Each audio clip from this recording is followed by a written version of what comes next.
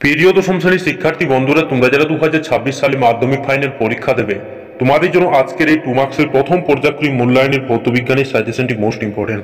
দেখো, তোমাদের জন্য আমরা আজকে যে প্রশ্নগুলো রেখেছি, কেবলমাত্র তোমরা যদি এই প্রশ্নগুলো অভ্যাস করো, তোমাদের এখান থেকে প্রথম পর্যায়ক্রমিক মূল্যায়নের সাথে সাথে টেস্ট এবং ফাইনাল পরীক্ষাতে তোমরা কিন্তু এখান থেকে প্রশ্ন কমন পাবে, এতটা কিন্তু বলে গেলাম। কারণ এই প্রশ্নগুলো বিভিন্নভাবে আমরা বাছাই ছাঁটাই করে এই প্রশ্নগুলো রেখেছি, এবং এই প্রশ্নগুলো তোমরা যদি অভ্যাস করো, তোমরা দেখবে এখান থেকে 100% হুবহু কমন পেয়ে যাবে।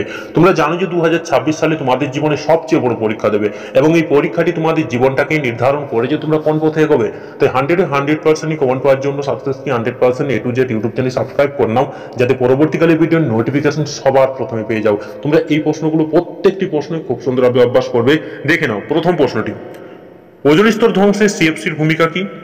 চার্লসের সূত্র থেকে পরম শূন্য উষ্ণতার মান নির্ণয় করো।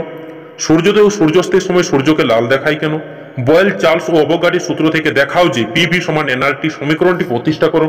স্পর্শ না করে কিভাবে সমতল, অবতল ও উত্তল দর্পণ শনাক্ত করবে? Most important. আয়নীয় ও সমযোজী বন্ধনের দ্বারা তৈরি যৌগগুলির মধ্যে দুটি পার্থক্য লেখো। বায়োফুয়েল বলতে কি বোঝো? উদাহরণ দাও। কোনো জ্বালানির তাপন মূল্য বলতে কি বোঝায়? বেলুন ফু দিয়ে বেলুনের চাপ, আয়তন উভয় বৃদ্ধি পায়। এই প্রশ্নটি কিন্তু ভীষণভাবে গুরুত্বপূর্ণ। তারপরে প্রশ্নটি দেখো, গ্লোবাল ওয়ার্মিং কাকে বলে? দুটি গ্রিন হাউস গ্যাসের নাম লেখো। এবং দেখো, যে প্রশ্নগুলোকে আমরা হলুদ কালিতে হাইলাইট করে গেছি, এই প্রশ্নগুলো কিন্তু ভীষণভাবে গুরুত্বপূর্ণ। পরে দেখো প্রশ্নটি, মানব স্বাস্থ্য ও পরিবেশের অপর ওজোন স্তর ক্ষয়ের দুটি ক্ষতিকারক প্রভাব লেখো। স্থিতিশীল উন্নয়নের ধারণাটি কি? মিথেন হাইড্রেটকে ফায়ার আইস বলা হয় কেন? মিথেন হাইড্রেট কি, এর একটি ব্যবহার লেখো। বায়ুমণ্ডলের সর্বনিম্ন ও সর্বোচ্চ স্তর দুটির নাম লেখো। পরিবেশের উপর বিশ্ব উষ্ণায়নের দুটি প্রভাব উল্লেখ করো। গ্লোবাল ওয়ার্মিং বা বিশ্ব উষ্ণায়ন কি? পরিবেশের উপর ওজোন স্তর ধ্বংসের দুটি ক্ষতিকারক প্রভাব লেখো। Most important. পরে প্রশ্নটি দেখো, ভীষণভাবে গুরুত্বপূর্ণ।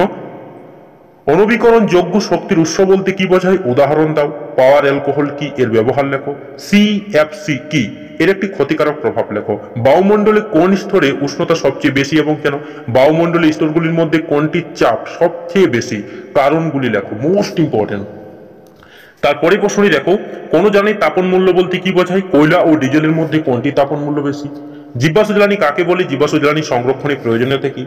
ওজোন স্তরকে প্রাকৃতিক সৌরপর্দা বলা হয় কেন? গ্রিন হাউস গ্যাস কাকে বলে? উদাহরণ দাও। বায়ুমণ্ডলে গ্রিন হাউস প্রভাব কমানোর দুটি উপায় লেখো।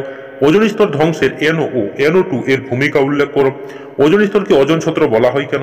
আলোক রশ্মি লঘু মাধ্যম থেকে ঘন মাধ্যমে এবং ঘন মাধ্যম থেকে লঘু মাধ্যমে পড়লে চ্যুতি কোণের মান কি হবে? Most important. পরের প্রশ্নটি দেখো, ভীষণভাবে গুরুত্বপূর্ণ।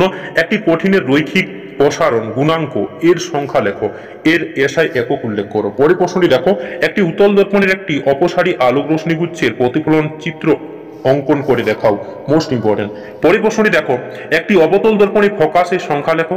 একটি চিত্র এঁকে দেখাও। Most important. পরের প্রশ্নটি দেখো, একটি মাধ্যমে পরম প্রতিসাঙ্ক বলতে কি বোঝায়? তরলের প্রকৃত প্রসারণ কোন কোন বিষয়ের উপর নির্ভরশীল? C2H4 এবং H2O অণুর লুইস ডট গঠন আঁকো। Most important. পরের প্রশ্নটি দেখো, সমযোজী যৌগ সমবেতার ধর্ম দেখায়, কিন্তু আয়নীয় যৌগ সমবেতার ধর্ম দেখায় না, কারণ ব্যাখ্যা করো। Most important. পরের প্রশ্নটি দেখো, দিনের বেলায় পৃথিবীর আকাশ নীল দেখায় কেন? সবুজ কাঁচের লাল ফুলকে কিরূপ দেখাবে এবং কেন? বিপদ সংকেত হিসাবে লাল বর্ণের আলো ব্যবহার করা হয় কেন? এক রশ্মির দুটি ব্যবহার লেখো। সাদা কাপড় ধোয়ার পর তাতে নীল দেখায় কেন?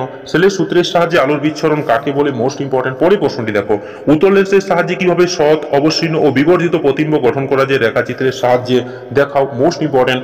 পরের প্রশ্নটি দেখো, আলোক রশ্মি ঘনত্বর মাধ্যম থেকে লঘু মাধ্যমে প্রবেশ করলে কিভাবে দিক পরিবর্তন করবে? Most important. পরের প্রশ্নটি দেখো, সূর্যাস্তের সময় সূর্যকে লাল দেখায় কেন?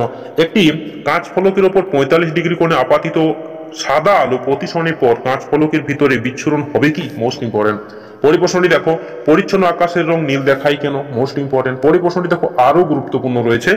আলোর প্রতিসরণ সংক্রান্ত সূত্র দুটি বিবৃতি করো। উত্তল লেন্সে আলোক কেন্দ্র বলতে কি বোঝো? পরের প্রশ্নটি দেখো, আরো গুরুত্বপূর্ণ।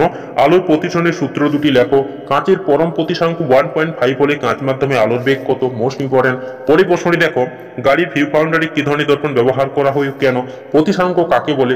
কোন লেন্স উত্তল না অবতল তা কিভাবে বুঝবে? চিত্রসহ অবতল দর্পণে ফোকাসের সংজ্ঞা দাও।